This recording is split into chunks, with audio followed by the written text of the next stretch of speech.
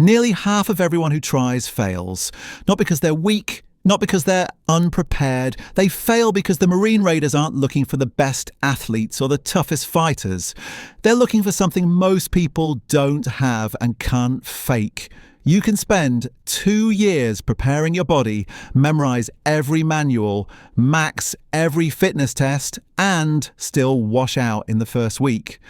Because the path to becoming a Marine Raider isn't really a ladder you climb. It's a filter that removes everyone who doesn't belong. You can't walk into a recruiter's office and sign up to be a Marine Raider.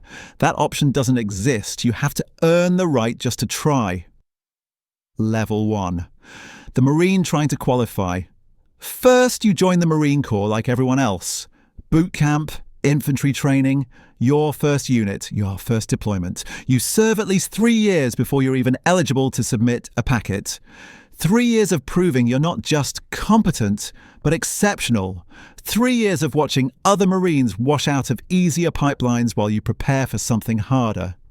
You need a physical fitness test score of at least 235 out of 300. You need a secret security clearance. You need to be able to swim 500 to 1,000 meters in full uniform and equipment without panicking. Most Marines never attempt it. The ones who do usually spend 12 to 24 months preparing. And here's what makes that preparation brutal. You're mostly doing it alone. There's no official MARSOC prep course waiting for you at your unit. Your command might support you, or they might resent the fact that you're trying to leave. So you train around your real job. Extra miles before regular PT. Weekend rucks with 80 pounds on your back. Pool sessions at 5 in the morning while everyone else is asleep. You're still a regular Marine with regular responsibilities. You just happen to be building yourself for something that almost nobody around you understands. Then your packet gets accepted and you go to North Carolina. Now the real filtering starts. Level 2. Assessment and selection candidate. Assessment and selection runs 3 times a year. Phase 1 lasts 23 days. Swim sessions, runs, rucks, obstacle courses, land navigation, peer evaluations, instructor observation. The physical standards matter, but they aren't the real weapon. You've trained for the physical pain already. What breaks people is the constant evaluation. You're being watched all the time, not just by instructors, but by the other candidates. Every man in the class is rating you on performance, attitude, and professionalism. You can be the strongest person there and still get dropped if you're selfish, unreliable, arrogant, or toxic under pressure. The guy who complains constantly? Gone. The guy who cuts corners when nobody's watching? Gone. The guy who only performs when it benefits him personally? Gone. That's the part outsiders usually miss. Selection isn't trying to find a star, it's trying to expose a liability. Passing phase 1 doesn't guarantee anything. That's what crushes people mentally. You can perform well for weeks and still not get selected for phase 2, because now the question isn't whether you're capable, it's whether you're compatible. Can you be trusted downrange? Will you make good decisions when no one is supervising you? Are you the kind of person other raiders would actually want beside them in a foreign country when everything starts going wrong? Those answers don't come from a pull-up count. The attrition rate sits around 46% historically. Nearly half. Think about what that means. These aren't civilians off the street. These are Marines who already survived boot camp, training, and multiple years of service. Men who scored 235 or higher on the PFT. Men who spent 1 to 2 years preparing specifically for this. And nearly half still fail. If you make it through, you haven't become a raider. You've earned the right to begin training. Level 3, the individual training course student. The individual training course lasts about 7 months and breaks into 4 phases. This is where they stop testing whether you should be there and start building you into what the job actually demands. Phase 1 covers the common language of special operations, endurance-based physical training, swimming, hand-to-hand combat, navigation and patrolling, survival, evasion, resistance, and escape. Tactical combat casualty care, mission planning, fire support, Communications. You're learning how to function in a world where small mistakes don't stay small for very long. Phase 2 builds on that. Small boat operations, scout swimming, demolitions, photography and intelligence collection, crew-served weapons. Each skill stacks on top of the previous one. You are no longer just learning tasks. You are learning how multiple disciplines combine under pressure. Phase 3 narrows everything into close-quarters violence. 5 weeks of rifle and pistol marksmanship pushed to an extreme level. Room clearing, building assaults, urban fighting at arm's length, where hesitation gets people killed and recklessness does the same thing, faster. This phase ends with Operation Guile Strike, simulated raids against urban and rural targets that force you to apply everything you've learned under stress. Then comes Phase 4 and Operation Derna Bridge. Now, you aren't just executing missions, you're training and operating alongside a partner force, advising, leading, building trust with foreign fighters who may not trust you back. This matters because it reflects what raiders actually do in the real world.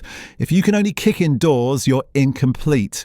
Raiders are expected to do more than raid. They have to influence, build, advise, and shape outcomes through people who aren't Marines.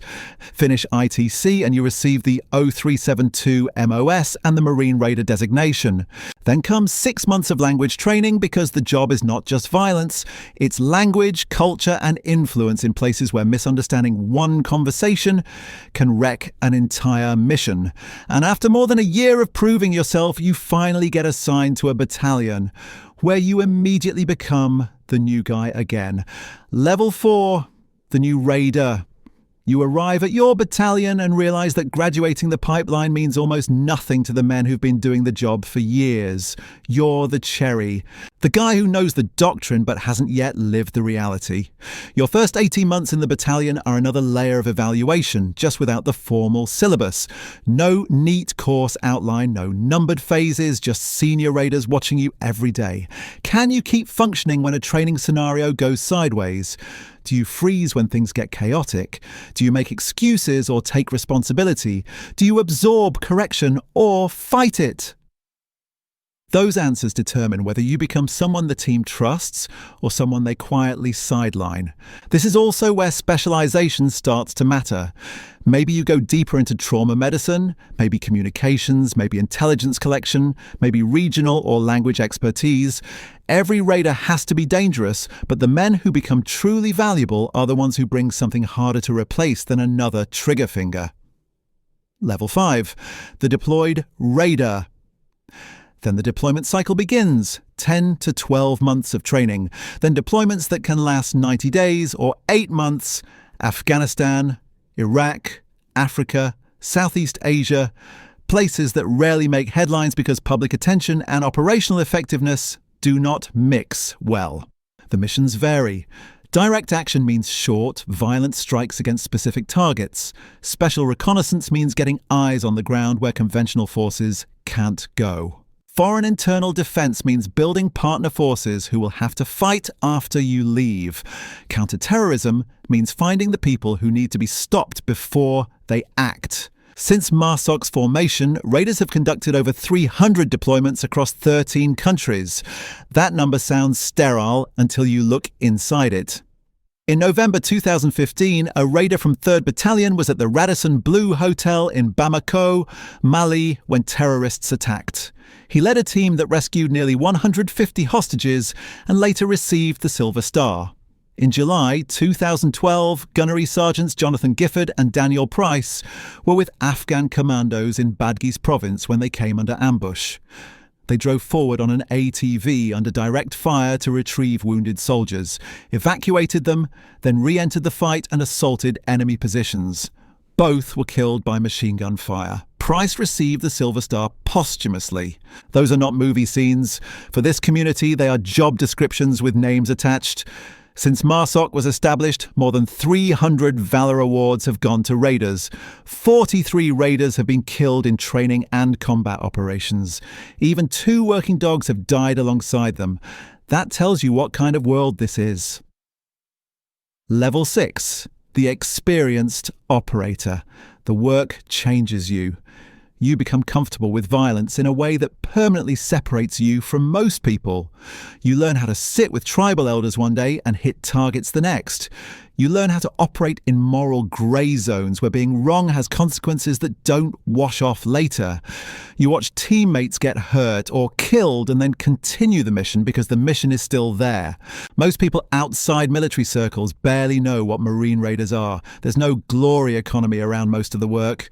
No cameras waiting when things go right. No headlines for operations that prevent something worse from happening later. The more public your presence becomes, the less useful you are, and that invisibility is part of the identity. You are operating at a level where recognition is usually proof that something already went wrong. The unit itself almost didn't exist. The original Marine Raiders from World War II were disbanded in 1944 because the Corps decided it didn't need an elite force inside an elite force. For decades, the Marines resisted joining the Special Operations world. They argued every Marine was already elite. But after September 11th, the demand for Special Operations forces outpaced what existing units could handle. Detachment 1 deployed to Iraq in 2004 as a proof of concept. It performed well enough that MARSOC was officially established in 2006. In 2015, the force formally took back the Marine Raider name, linking the modern unit to that older legacy. By then, the argument was over. The modern Corps had its Special Operations Force, and the men inside it had already started paying the price for that decision. Level 7, the man who leaves with it. Officers who complete the pipeline get the 0370 designation. Enlisted raiders get 0372. Both can stay in special operations for most or all of their careers, and many do. Because once you've worked at this level, going back to conventional life inside the military can feel like the world suddenly got smaller. You deploy again and again. Each rotation sharpens something. You get better at reading people, spotting weakness, recognizing lies, staying calm when everyone else starts speeding up. You build instincts that keep you alive in situations where hesitation means death. You trust your teammates because you've watched them perform under pressure that would break most people. And then eventually, whether after one enlistment or 20 years, you leave. What you take with you isn't really pride. Not exactly, and not glory either. It's something quieter and heavier than both. The knowledge that when your country needed someone to handle the hardest jobs in the worst places, you were one of the people trusted to go. That trust costs you time, relationships, peace of mind. A version of yourself that might have existed if you'd chosen an easier life. But it also leaves you with something permanent. Not that you were special, not that you were invincible. Just that when the filter got narrower and the work got harder, you were still there. And for a Marine Raider, that may be the only proof that ever really mattered.